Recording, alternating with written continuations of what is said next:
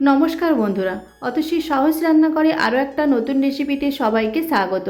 আজকে আমি তোমাদের সাথে শেয়ার করব দই লুচির রেসিপি।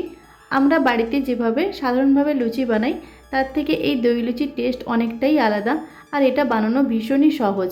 দেখে নেওয়া যাক আজকের আমার এই সহজ রেসিপিটি। প্রথমে আমি একটা বড় সাইজের বাটি নিয়েছি, তাতে আমি দিয়ে দেবো 4 কাপ ময়দা, আর দিয়ে দেবো হাফ কাপ সুজি, দিয়ে দেবো পরিমাণ মতো লবণ, আর দিয়ে দেবো পরিমাণ মতো চিনি। এখন আমি দিয়ে দেবো হাফ চামচ বেকিং পাউডার আর খুব সামান্য পরিমাণ বেকিং সোডা। এই সব কিছু শুকনো উপকরণগুলো খুব ভালো করে ময়দা আর সুজির সাথে মিশিয়ে নিতে হবে। শুকনো উপকরণগুলো খুব ভালো করে মেশানো হয়ে গেলে আমি দিয়ে দেবো সাদা তেল। তেলটা দিয়েও খুব ভালো করে ময়দার সাথে মিশিয়ে নিতে হবে।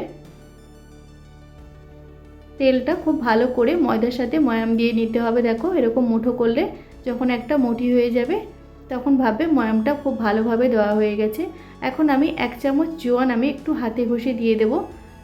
লুচিতে জোয়ান দিলে ফ্লেভারটা একটু আলাদা হয়, খেতেও অনেক বেশি ভালো হয়, তবে তোমরা যদি না চাও এটা বাদ দিতে পারো। এখন আমি দিয়ে দেব টক দই।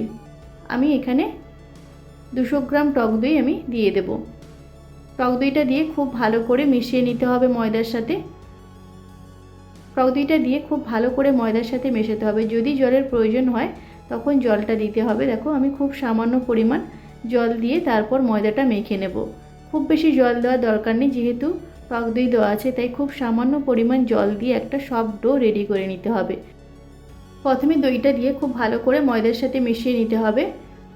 যদি দই দিয়ে ভালো করে মাখা হয়ে যায় তাহলে আর জল দেওয়ার প্রয়োজন নেই, আর যদি প্রয়োজন হয় তাহলে অল্প জল দিয়ে ডোটা রেডি করতে হবে। দেখো ডোটা আমি রেডি করে নিয়েছি। এখন একটু সাদা তেল দিয়ে ডোটার উপরে খুব ভালো করে একটু মাখিয়ে নিচ্ছি যাতে ডোটা ড্রাই না হয়ে যায়। এখন আমি 30 মিনিটের জন্য ঢাকা দিয়ে রেখে দেব।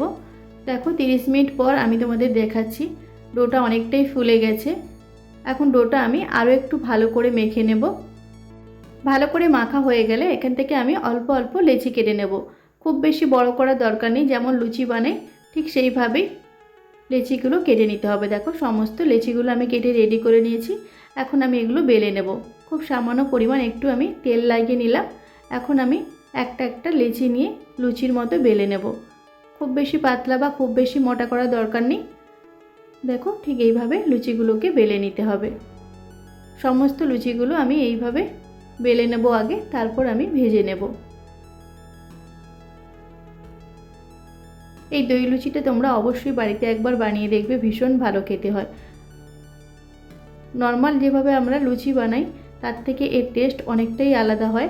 তো তোমরা অবশ্যই বাড়িতে একবার দই লুচি বানিয়ে দেখো, বাড়ির সকলে ভীষণ পছন্দ করবে।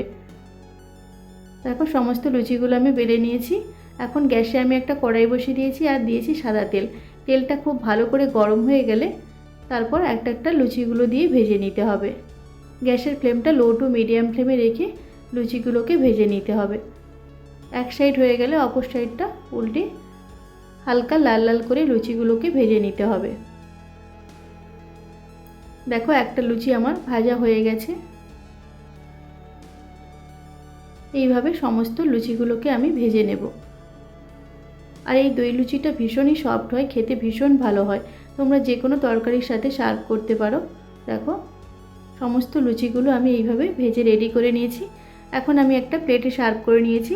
আমি ছোলার ডালের সাথে সার্ভ করেছি, তোমরা চাইলে যে কোনো তরকারির সাথে সার্ভ করতে পারো। আমি একটা লুচি কেটে তোমাদের দেখাচ্ছি, দেখো কতটা সফট হয়েছে। সামনেই নববর্ষ, তো তোমরা স্পেশাল দিনে এই স্পেশাল রেসিপিটা ট্রাই করতে পারো। ভীষণ ভালো খেতে হবে আর বাড়ির সকলে ভীষণ পছন্দ করবে। তোমরা তোমাদের পছন্দের মতো তরকারির সাথে অবশ্যই সার্ভ করতে পারো। এই দই লুচি বানানোটা কতটা সহজ এই ভিডিওটা দেখে তোমরা বুঝতে পারলে।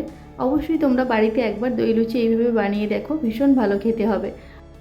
আশা করি আজকের ভিডিওটা তোমাদের ভালো লেগেছে। যদি ভালো লাগে তাহলে অবশ্যই একটা লাইক করে দেবে আর কমেন্ট করে জানাবে কেমন হয়েছে আজকের রেসিপিটা। আর আমার রেসিপিগুলো যদি তোমাদের ভালো লাগে তাহলে অবশ্যই আমার চ্যানেলটিকে সাবস্ক্রাইব করে পাশে থাকা বেল আইকনটি প্রেস করে অল অপশানে ক্লিক করে দেবে। তাহলে যখন আমি নতুন কোনো ভিডিও আপলোড করব সবার প্রথম তোমাদের কাছে নোটিফিকেশান পৌঁছে যাবে। আজকের ভিডিওটা এই পর্যন্ত। নেক্সট কোনো ভিডিওতে তোমাদের সাথে আবার দেখা হচ্ছে নতুন কোনো একটা রেসিপি নিয়ে। ততক্ষণে তোমরা ভালো থেকো, সুস্থ থেকো। ধন্যবাদ।